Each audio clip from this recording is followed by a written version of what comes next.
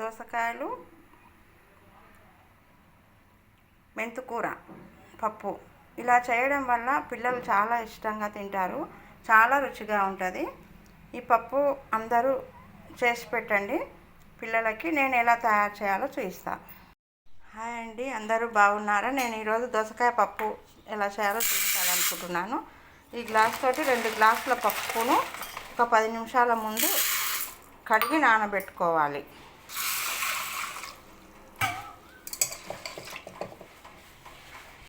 పప్పు 10 నిమిషాలు నానిన తర్వాత ఈ గ్లాస్ తోటి పప్పు 2 గ్లాసులు పోసిన కాబట్టి దీంతో ఒక 5 గ్లాసులు, 5 అయినా సరే 6 పోసినా మంచిగా ఉడుకుతుంది పప్పు.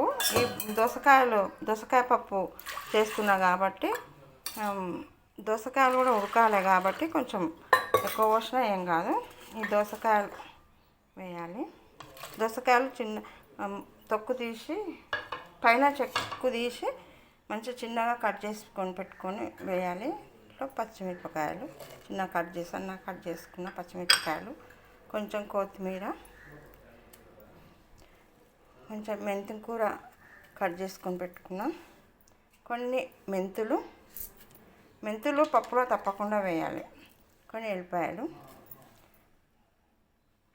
కొంచెం పసుపు,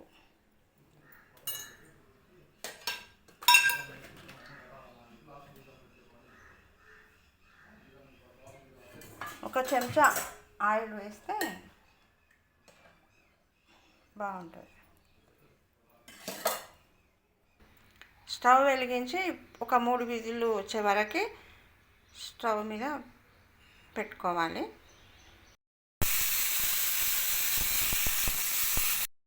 ఇలా పప్పు ఒక 3 విజిల్లకు ఇలా ఉడికింది. ఎక్కువసేపు రుబ్బకుండా కొంచెం రుబ్బాలి.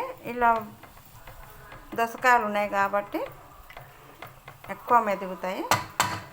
ఇలా చేసుకున్న తర్వాత ఇంట్లో ఒక 2 స్పూన్ల మనకు సరిపడినంత ఉప్పు,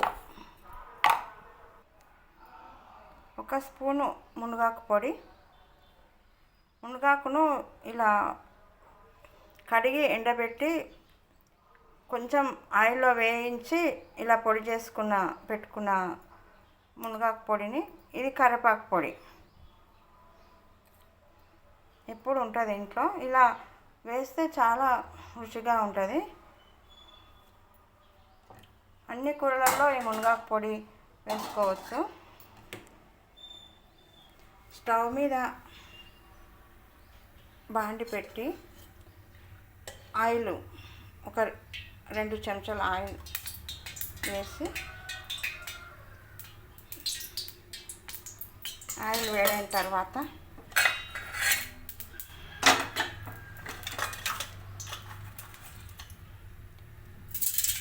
జీలకర్ర, ఆవాలు, శనగపప్పు, మినపప్పు,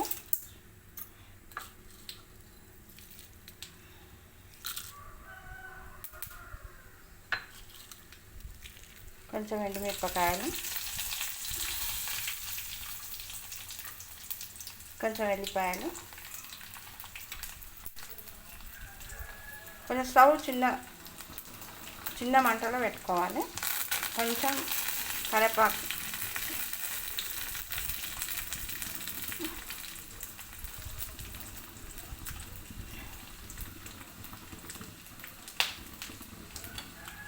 కొంచెం పసుపు వేసి ఈ పోపు అయిన తర్వాత పోపు ఈ పప్పులో వేసుకోవాలి. చాలా రుచిగా ఉంటుంది ఈ దోసకాయ పప్పు. అన్నములో అయితే చాలా బాగుంటుంది, చపాతీలో అయినా జొన్న రొట్టెలో అయినా చాలా బాగుంటుంది. అందరూ చేసుకోవాలని కోరుకుంటున్నాను.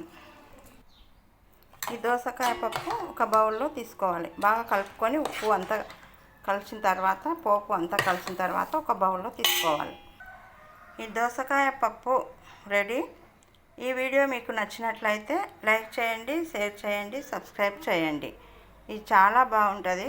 ఈ దోసకాయలు మటన్లో వేసినా చాలా రుచిగా ఉంటుంది. కొంచెం పుల్లగా ఉంటుంది కాబట్టి మనం చింతపండు వేయకుండా ఏం కాదు, టమాటా వేయకుండా బాగుంటుంది. కొంతమంది టమాటాలు ఇష్టం ఉంటే టమాటాలు వేసుకోవచ్చు, కొంచెం చింతపండు కూడా వేసుకోవచ్చు. నేను మాత్రం టమాటాలు చింతపండు ఏది వేయకుండా ఇట్లా దోసకాయలు మెంతు కూర అవన్నీ వేసిన ఈ టేస్ట్ వేరే ఉంటుంది, ఆ టేస్ట్ వేరే ఉంటుంది. ఇలా చేసి చూపించిన ఇది బాగుంటుందని. ఈ వీడియో మీకు నచ్చినట్లయితే లైక్ చేయండి, షేర్ చేయండి, సబ్స్క్రైబ్ చేయండి. Thank you.